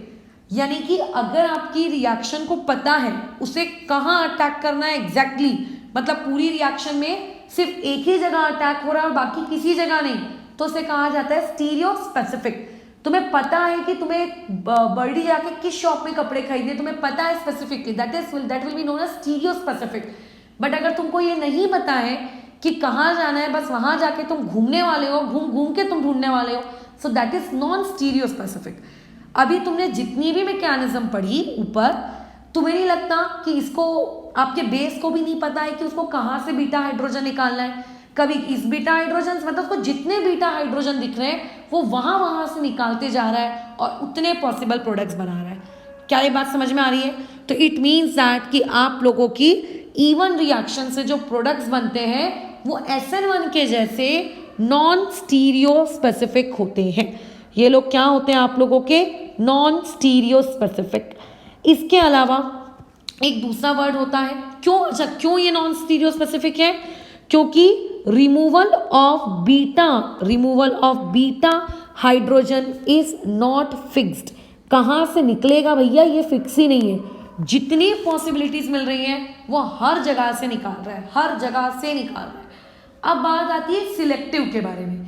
जैसे स्पेसिफिक एक वर्ड होता है, वैसे एक दूसरा वर्ड होता है स्टीरियो सिलेक्टिव, जिसको हम लोग काफी दफा रीजियो सिलेक्टिव भी बोलते हैं। तो देखो, सिलेक्टिव का मतलब होता है कि बेसिकली कोई एक चीज को सिलेक्ट किया गया और किसी दूसरी चीज को उसके रिस्पेक्ट में रिजेक्ट किया गया, या फिर किसी दूसरी चीज को उसके रिस्पेक्ट में कम बनाया गया। जैसे अगर मैं जानबूझकर किसी पर्टिकुलर कंपटीशन में प्रियांशु को ज्यादा मार्क्स दे देती हूँ एज कंपेयर टू कृतिका, तो मैं क्या कर रही हूँ? पार्शियलिटी कर रही हूँ। अब चाहे मेरे पार्शियलिटी का कोई भी रीजन हो, ठीक है, बट मैंने क्या किया है, मान लेते कुछ पार्शियलिटी की है, तो ऐसे में मैं काफी चूजी हूँ, मैं सिलेक्टिव हूँ कि मुझे किसको चूज करना और मुझे किसको चूज नहीं करना है। तो क्या इस रिएक्शन में भी आपकी मैकेनिज्म सिलेक्टिव है इस बात को लेकर कि उसको किस प्रोडक्ट को ज्यादा रखना है और किस प्रोडक्ट को कम रखना है? बिल्कुल। यहाँ पे आपका एक प्रोडक्ट ज्यादा क्वांटिटी में बनता है और एक प्रोडक्ट आप लोगों का कैसी क्वांटिटी में बनता है? कम क्वांटिटी में बनता है। तो yes, this reaction is stereo selective, और इसी पर्टिकुलर चीज को बेसिकली हम लोग क्या कहते हैं आप लोगों का? Regio selective. ठीक है, इसी को हम लोग क्या कहते हैं? Regio selective. इसे क्या कहते हैं? Regio selective. क्यों? क्योंकि यहाँ पे आपका एक प्रोडक्ट मेजर बन रहा है और एक प्रोडक्ट आप लोगों का क्या बन रहा है? माइनर बन रहा है। इसीलिए इसमें से एक को हम लोग स्टीरियो सिलेक्टिव कहते हैं। क्या यहाँ तक की बातचीत तुम लोगों को क्लियर है कि ये सब कहानी क्या चल रही है, कैसी चल रही है? डन, ठीक है, क्लियर है, ओके, डन। आगे बढ़ते हैं, नेक्स्ट पॉइंट पे मूव करते हैं। Point number 7। अब देखो, पॉइंट नंबर 7 क्या कहता है? ये कॉमन सेंस है, इसमें कहना नहीं कहने जैसी कोई बातचीत है नहीं, बट ये बहुत ही कॉमन सेंस वाला पॉइंट है। जैसे कि क्वेश्चन के वाया आप इस चीज को समझिए। जैसे CH3 है, यहाँ पे ऊपर में CH3 है, यहाँ पे CH3 है, यहाँ पे X है, और यहाँ पे आप लोगों का RDS है, आप तो जानते ही हो। यहाँ पे जाकर क्या बनेगा? CH3 बनेगा, यहाँ पे CH3 बनेगा, यहाँ पे CH3 बनेगा, यहाँ पे पॉजिटिव चार्ज आएगा।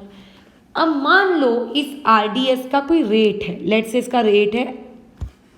अब मान लेते हैं आपने सारे हाइड्रोजन्स को रिप्लेस कर दिया किन महान आत्माओं से? ड्यूटेरियम से। सारे ड्यूटेरियम लोगों ने आकर उसको आजू बाजू से बोलो क्या कर लिया? घेर लिया, कि चल करके हम देखो घेर रहे हैं, ये इस तरीके से। अब मुझको बताओ कि अब जो सेकेंड स्टेप होती है, सेकेंड स्टेप बताओ क्या होती है?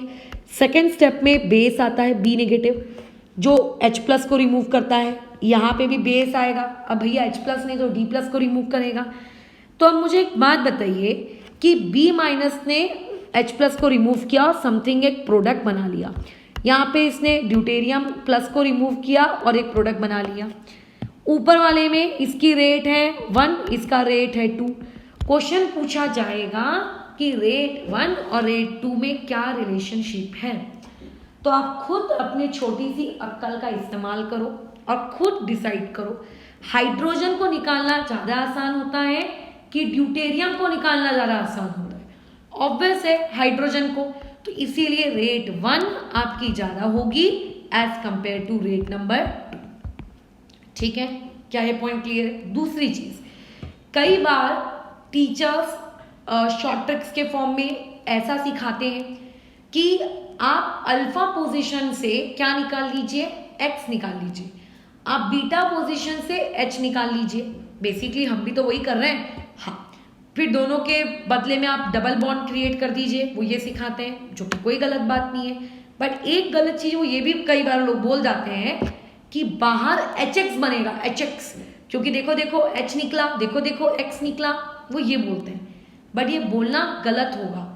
क्यों गलत होगा, आप ध्यान से देखना कि बेसिकली जो X निकला और जो H निकला, क्या वो आपस में कंबाइन हो रहे हैं? क्या वो आपस में कंबाइन नहीं हो रहे। वो जो X निकल रहा है वो X तुम्हारे निकलने वाले H के साथ कंबाइन नहीं हो रहा है। निकलने वाला H तो भैया निकालने, आप जो H निकलता है, जो बीटा H निकलता है, उस बीटा H को तो बेस निकाल रहे हैं ना, यानी कि वो बेस के साथ कंबाइन हो रहा है। किसके साथ कंबाइन हो रहा है? बेस के साथ। जैसे इस क्वेश्चन को मैं इस तरीके से पूछ सकती हूँ, बल्कि मेरे को तो इस टाइप के क्वेश्चन फ्रेम करना बहुत अच्छा लगता है। जैसे कि मान लेते हैं एक इलस्ट्रेशन है, जैसे कि CH3 CH2, इधर पे आपका CH2 और मान लो यहाँ पे Cl, ठीक है।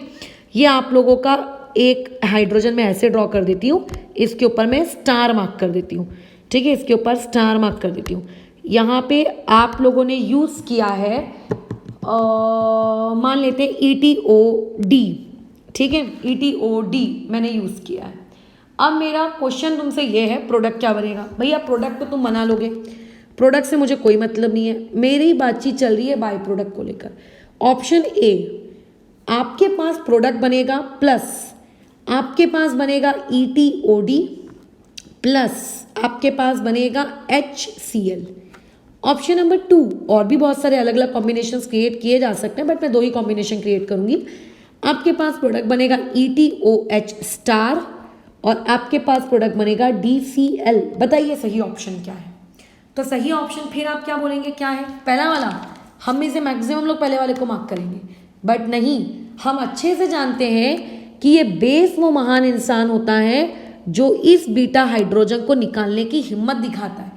यानी कि बीटा हाइड्रोजन किसके साथ जाएगा रिएक्शन होने के बाद? बेस के पास जाएगा। बेस के पास चाहे कुछ भी हो पॉजिटिव पार्ट, वो पॉजिटिव पार्ट वो छोड़ देगा, वो अपना पॉजिटिव पार्ट छोड़ देगा और बीटा हाइड्रोजन को अपने से जोड़ेगा, यानी कि ये सही है। और फिर वो जो पॉजिटिव पार्ट बेस से अलग हुआ वो किसके साथ जाएगा? वो आप लोगों के लिविंग ग्रुप के साथ जाएगा। ये आपको थोड़ा सा यहाँ पे क्या करना है, याद रखना है कि बेसिकली बेस किस को एब्स्ट्रैक्ट करके लेकर जाता है, ठीक है, किसको एब्स्ट्रैक्ट करेगा और किसको एब्स्ट्रैक्ट करके वो लेकर जाएगा। तो ये मैंने पूरी कहानी बताई E1 की, किसके केस में? अल्काइल हैलाइड्स के केस में। अब इसका ये मतलब नहीं है कि आप लोगों की E1 रिएक्शन अल्कोहल्स में नहीं होती। E1 रिएक्शंस आप लोगों की किसके केस में होती है? आप लोगों की ये रिएक्शंस किसके केस में होती है? आप लोगों की अल्कोहल्स में भी होती है। तो अगर यही सेम रिएक्शन अल्कोहल में की जाए तो कैसे करेंगे, वो भी हमको सीखना है। बट फिलहाल इतनी चीज़ तो समझ में आ गई, ठीक है, कि हम लोगों को आखिर एलिमिनेशन करना क्या है। तो आज के दिन तुम इस पे प्रैक्टिस करो, ताकि कल के दिन जब तुम अल्कोहल्स के केस में काम कर रहे हो तब तुम्हें तकलीफ ना हो, है ना। अभी नया नया एलिमिनेशन सीखे हो तो थोड़ा अपना हाथ उस पर पहले बेसिकली जमा लो, और जब हाथ जम जाए यानी कि कल, तो हम लोग फिर किसको स्टार्ट करेंगे? आप लोगों के अल्कोहल्स के केस में अगर E1 मैकेनिज्म की जाए तो अल्कोहल्स के केस में E1 मैकेनिज्म किस तरीके से होगी, ठीक है। ये अभी जितनी भी काम की बातचीत थी, ये सारी बातचीत कैसी गई आप लोगों की? कैसी गई ये सारी बातचीत? ये बातचीत गई थी किसके रिगार्डिंग? E1। अब देखो एक सवाल है, AIEEE 2006 का सवाल है ये, देखते हैं अगर तुमने या मैंने उस वक्त एग्ज़ाम दी होती तो, अच्छा 2006, तो मेरे से ये बनता क्या या तुमसे बनता क्या? देखो ये आप लोगों को पर्टिकुलरली एक क्वेश्चन दिया है, यहाँ पे Me लगाया हुआ है, यहाँ पे N है, N के ऊपर पॉजिटिव है, यहाँ पे Me है, यहाँ पे Et है और यहाँ पे NBu है, Bu मतलब ब्यूटाइल। यहाँ पे उसने बोला है बेस ऑब्लिक हीट। तो देखो बेस ऑब्लिक हीट सफिशिएंट होता है ये बताने के लिए कि भैया रिएक्शन क्या हो रही है, एलिमिनेशन के वाया जा रही है, बहुत सफिशिएंट इन्फॉर्मेशन है। चलो ऑप्शंस मैं दे देती हूँ। उसने तुमसे पूछा है मेजर प्रोडक्ट बताना है, ठीक है, मतलब बहुत सारी पॉसिबिलिटीज़ अगर बन रही होंगी तो उन पॉसिबिलिटीज़ में से आपको सिर्फ किस पे बातचीत करनी है? आपको मेजर वाले पे बातचीत करनी है। तो ये है आप लोगों के सामने 4 ऑप्शंस। दिमाग लगाइए क्या हो रहा होगा। बहुत ही आसान सा सवाल है, ऐसा कुछ है नहीं कि जिसमें तुम अभी तक जितना तुमने सीखा तुम नहीं बना पाओ। करो, सोचो कैसे करोगे इस पर्टिकुलर चीज़ को। तो अभी हम लोगों ने देखा कि अच्छा ये हमारा प्रोडक्ट है। अच्छा ठीक है, हमने डिसाइड किया, हमने डिसीजन लिया कि जो भी बन रहा होगा, जैसा भी बन रहा होगा। अब सबसे ज़रूरी चीज़ यहाँ पर प्रोडक्ट क्या होगा। हम में से मैक्सिमम लोग, मैक्सिमम एकदम खतरनाक लेवल पर मैक्सिमम लोगों की सोच ये होगी कि इसका जो भी प्रोडक्ट होगा वो या तो सी होगा, वो या तो वो कौन होगा, डी होगा। ठीक है, क्योंकि उनकी नज़र से अगर आप देखो तो क्या है, ये उनका लीविंग ग्रुप है। ये कौन है, ये क्वाटरनरी अमोनियम सॉल्ट है भैया। ये कौन है, ये क्वाटरनरी अमोनियम सॉल्ट है। अगर ये क्वाटरनरी अमोनियम सॉल्ट है मतलब मैंने जो इससे पहले वाली क्लास ली थी हॉफमैन डिग्रेडेशन, ये उसी का तो भाई है। हाँ, अब देखो क्यों, यही क्यों आपका लीविंग ग्रुप होगा। इन तीनों का कॉम्बिनेशन क्यों लीविंग ग्रुप नहीं हो सकता। तो एक्चुअली अब तुमको डिसाइड करना पड़ेगा कि आप किसको अपना लिविंग ग्रुप बनाने वाले हो और किसको अपनी कार्बन की चेन बनाने वाले हो। ठीक है, किसको मेजर प्रोडक्ट पूछ रहा है, बनेंगे सब। एक बार इसको चेन लेकर बाकियों को मतलब लिविंग लेकर, फिर एक बार इसको चेन में लेकर बाकियों को लिविंग लेकर, बनेंगे सब। बट मेजर आप किसको लोगे, मेजर। तो ध्यान रखिएगा जब भी आप क्वाटरनरी अमोनियम सॉल्ट के साथ काम करें तो आपका जो सबसे छोटा हो, छोटा कौन है, ये, इस वाले को अपना क्या लेना है, अपना चेन मानना है। एक मिनट, ठीक है। और बाकियों को क्या लेना है, अपना लिविंग ग्रुप, मतलब लिविंग ग्रुप। बट उस छोटे वाले को क्या मैं अपना चेन मान सकती हूँ, क्या उस छोटे वाले को मुझे मेरा चेन मानना चाहिए। क्योंकि चेन मानने के लिए ये डायरेक्टली इससे कनेक्टेड है, ये अल्फा, बट इसके पास तो बीटा ही नहीं है, इसके पास तो बीटा ही नहीं है। अब अगर इसके पास बीटा नहीं है तो भले ही आपका सबसे छोटा भी क्यों ना हो, लेकिन ये आपका चेन नहीं बन सकता। फिर अब किसकी बारी, इसका मतलब हम लोग ईटी को अपना चेन लेंगे। अगर ईटी को चेन लेंगे तो ईटी का जो पहला कार्बन है यानी कि CH2 और CH3, ये अल्फा कहलाएगा और ये बीटा कहलाएगा, है ना। तो बेसिकली ये पूरा का पूरा हिस्सा, ये और ये एज अ लिविंग ग्रुप बाहर निकलेंगे और यहाँ पर आप लोगों का प्रोडक्ट बनेगा ये हॉफमैन ब्रोमामाइड डिग्रेडेशन का सवाल था, जिसमें आपको ये डिसाइड करना रहता कि किस तरीके से हम लोगों को सवाल मिल रहा है। ठीक है ना। तो ये कहानी थी तुम लोगों के किसको लेकर, इवन मैकेनिज्म को लेकर। अब कल हम लोग इवन मैकेनिज्म कंटिन्यू करेंगे। ठीक है, किस चीज़ को लेकर, आप लोगों के अल्कोहल्स को लेकर। तो अभी तक जितना भी पढ़ रहे हो पुरानी चीज़ें, उनको साइड बाय साइड रिवाइज करते चलो। अदरवाइज दिक्कत ये हो जाएगी कि मैं तो आगे भाग जाऊंगी और तुम्हारा जो है वो गड्ढा भर जाना है, तो गड्ढा नहीं पड़ना चाहिए। ठीक है। अच्छा, जैसे कि एक और सवाल देख लेते हैं। आप लोगों को ये एक पर्टिकुलर क्वेश्चन दिया है। अभी देखो डिग्री के हिसाब से मत चेक करो, मैं आपको बताती जा रही हूँ कि इवन वाले ही मैं क्वेश्चन दे रही हूँ आज सारे। बताओ प्रोडक्ट क्या होगा।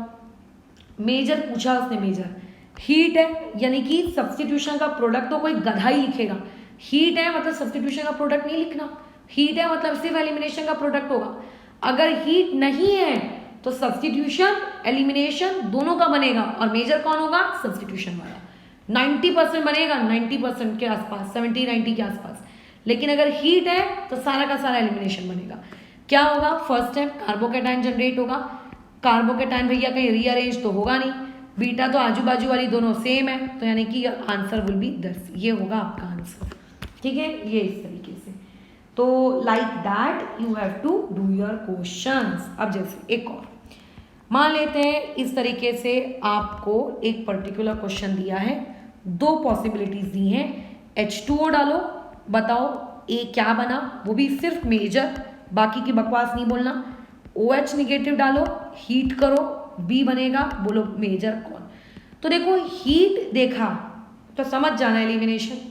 अब अगर एलिमिनेशन है तो प्रोडक्ट लिखते आना चाहिए। बोलो मुझे पता है प्रोडक्ट क्या बन रहा है, तुमको भी पता है प्रोडक्ट क्या बन रहा है। ये है ना, ये बनेगा आपका प्रोडक्ट। अब कई लोग इसको सुंदर तरीके से लिखते हैं, सुंदर तरीके से मतलब वो इसको ऐसे लिख देते हैं, कैसे भी लिखो बात तो वही पड़ रही है ना, ठीक है। अच्छा, लेकिन ऊपर वाले का क्या, ऊपर वाले में कोई हीटिंग नहीं है, इसका मतलब यहाँ पे जो भी मेजर प्रोडक्ट होगा वो कौन सा वाला होगा, सब्स्टिट्यूशन वाला मेजर प्रोडक्ट होगा। अब सब्स्टिट्यूशन में क्या करते हैं, सिर्फ बी आर को हटाएंगे और पानी, जब पानी एज अ रिएजेंट यूज होता है तो वहां पे न्यूक्लियोफाइल कौन होता है, OH। तो क्या होगा यहाँ पे ए वाले की अगर रिस्पेक्ट में मैं बात करूं तो इस तरीके से बस OH लग जाएगा वहां पे और कुछ भी नहीं होगा, ठीक है। वहां पे सिर्फ OH लग जाना है और वहां पे कुछ भी नहीं होगा। ये इस तरीके की कहानी तुम लोगों की चलेगी, ठीक है। चलो एक और क्वेश्चन देख लेते हैं। मान लेते हैं आप लोगों को इस तरीके से एक रिंग दी है, ये सबसे गंदी चीज लगती है ना, यहाँ बनाते नहीं बनता है ये बी आर। अब देखो मैंने यहाँ बेस डाला, मैंने लिखा NH3 और हीट और मेजर बताओ। तो देखो अमोनिया तो भैया खुद में ही एक सेल्फ डिक्लेयर्ड बेस है, इसके बारे में तो मैं क्या ही बोलूँ। क्या हो जाएगा आप लोगों का एलिमिनेशन वाला प्रोडक्ट, नो डाउट, ठीक है। सबसे पहले क्या बनाइए, कार्बोकेटाइन बना लेते हैं भैया, लो बना लिया कार्बोकेटाइन। अब रीअरेंज हो सकता है क्या, कहाँ जाएगा रीअरेंज होके बेचारा। कई लोगों की सोच होती है मैडम यहाँ ले जाओ 3 डिग्री है, बट भैया ये ब्रिजेट पोजीशन है, यहाँ वहाँ नहीं जाने वाला वो। अच्छा ठीक है। अब देखो शैतानी दिमाग, प्रोडक्ट लिखने की बारी आई, मैडम एक बीटा ये एक बीटा ये, मैंने बोला बढ़िया ठीक है बना प्रोडक्ट। वो बोलते हैं कि देखो अगर मैं ऊपर वाले बीटा के अकॉर्डिंग प्रोडक्ट लिखूंगा तो आंसर आएगा कुछ ऐसा ऐसा। मैंने बोला वेरी गुड। फिर वो एक इंसान बोलता है कि नहीं, नीचे वाले के अकॉर्डिंग अगर मैं प्रोडक्ट लिखूंगा तो मेरा आंसर आएगा ये। तो हमें अपना सर पीटना है अगर तुमने ये आंसर लिख दिया तो। क्यों, क्योंकि ये हमने ब्रेड्स रूल में अच्छे से पढ़ा है कि beta position sorry bridge head position एक ऐसी पोजीशन होती है जहां पे कार्बोकेटायन नहीं बनता, जहां पे sp2 हाइब्रिडाइजेशन पॉसिबल नहीं होती, है ना। तो अगर तुम यहाँ डबल बॉन्ड बना रहे हो मतलब तुम ब्रिज हेड को sp2 दे रहे हो, और ब्रेड्स रूल कहता है ब्रिज हेड मर जाएगा बट क्या नहीं करेगा, आप लोगों का sp2 हाइब्रिडाइजेशन नहीं लेगा, ठीक है। ऐसा समझ में आ रही है बात, ओके क्लियर है वाली चीज, ठीक है। अब एक और क्वेश्चन में आते हैं। ये क्वेश्चन ही होते हैं जिनके वहाँ सीखते हो कि अच्छा ये गलती हमको अभी नहीं करनी है, अच्छा ये गलती हम कर रहे हैं। देखो जैसे कि मान लेते हैं ये क्वेश्चन आपको दिया हुआ है, 2 केसेस है। पहला अल्कोहलिक KOH, ये तो बोर्ड एग्जाम्स में भी बहुत पूछा जाता है, अल्कोहलिक KOH वगैरह वगैरह। आपको हीट करना है और नीचे बोला गया है एक्वस KOH सिर्फ। तो देखो एक्वस KOH और कोई हीटिंग फिटिंग नहीं, इसका मतलब वो सादी सिंपल सोबर सब्स्टिट्यूशन रिएक्शन है। बोलो वहाँ क्या हो जाएगा, Br जाएगा, Br के जगह बोलो कौन आ जाएगा, OH आ जाएगा। क्योंकि यहाँ पे किसी भी प्रकार की कोई कायरलिटी नहीं है तो आप लोगों का एक ही प्रोडक्ट बनेगा। अगर कायरलिटी होती तो हम रिटेंशन और आप लोगों का क्या कहते हैं इन्वर्जन दोनों देखते। क्योंकि ये 3 डिग्री है तो ये मैकेनिज्म कौन सी होगी, SN1। ऊपर में आपने अल्कोहलिक KOH लिखा है। अब देखो अल्कोहलिक KOH अगर लिखकर आ गया और चाहे हीटिंग लिखी हो या ना लिखी हो, प्रोडक्ट एलिमिनेशन से ही बनेगा। प्रोडक्ट किससे बनेगा, एलिमिनेशन से बनेगा। और अगर एलिमिनेशन से प्रोडक्ट बनेगा तो PH कार्बन फिर एक CH3 और एक डबल बॉन्ड CH2, ये बनने वाला है आप लोगों का प्रोडक्ट, ठीक है। ये कहानी तो एक्वस और अल्कोहलिक इनमें डिफरेंस याद रखना है। एक्वस सब्स्टिट्यूशन दे देगी, अल्कोहलिक आपको एलिमिनेशन दे देगी, चाहे वहां पे हीटिंग लिखी हो या चाहे वहां पे हीटिंग नहीं लिखी हो, आपका प्रोडक्ट बनना तो भैया वही है, ठीक है। ध्यान रखोगे इस चीज को, ठीक है। सिंपल सिंपल सी चीजें हैं, थोड़ा थोड़ा करते जाओगे सीखते जाओगे तो धीरे धीरे चीजें तुम लोगों की बनती जाएंगी। अगर तुम ऐसा करोगे कि एक ही बार में पूरी की पूरी केमिस्ट्री आ जाए तो वो इम्पॉसिबल है, क्योंकि वो चीज़ पॉसिबल ही नहीं ना, धीरे धीरे आगे बढ़ोगे। अच्छा तो यहाँ पर फिलहाल रुकते हैं, अभी कल और क्वेश्चंस कर लेंगे, लगे तो प्रैक्टिस वाले, है ना। जब E2 पढ़ लेंगे तो और प्रैक्टिस कर लेंगे। फिलहाल इस चीज़ को यहाँ डन करते हैं। तो कल क्या करना, अच्छे से काम करके आना जिस वक्त तुम लोगों को कल, ताकि मैं अल्कोहल वाली E1 सिखा सकूं, और अगर अल्कोहल वाली E1 आ जाएगी तो फिर तुम्हारा जीवन सुखी हो जाएगा। ठीक है, फिर उसके बाद हम लोग चैन से E2 की तरफ मूव कर सकते हैं। फिलहाल इसको यहाँ रोकते हैं।